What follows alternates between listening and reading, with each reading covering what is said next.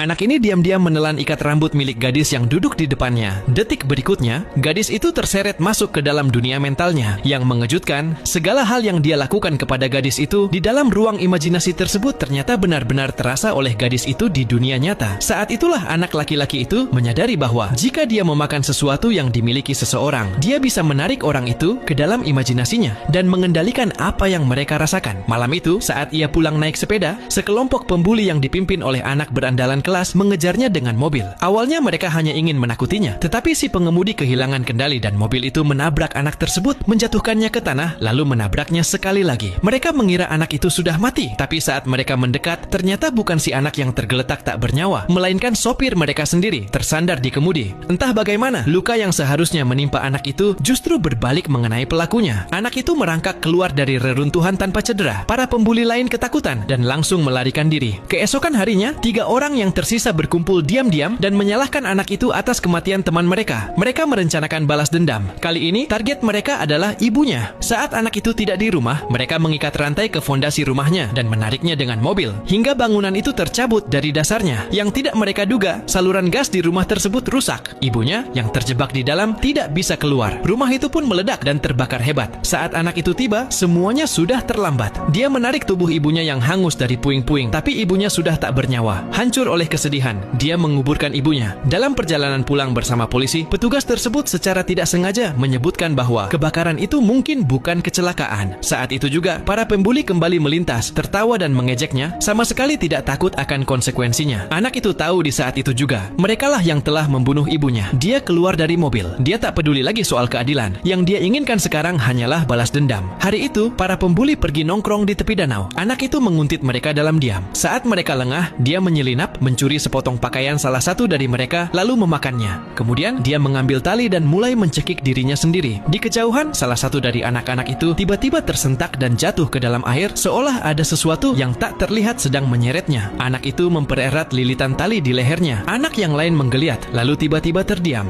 2 orang yang tersisa tidak mengerti apa yang baru saja terjadi. Tapi ini baru permulaan. Anak itu tidak akan berhenti sampai semuanya membayar. Keesokan harinya saat pelajaran sains, memanfaatkan kelas eksperimen yang diikuti para pembuli, Kelly masuk ke ruang kelas dengan penuh amarah, siap membalas dendam pada target keduanya.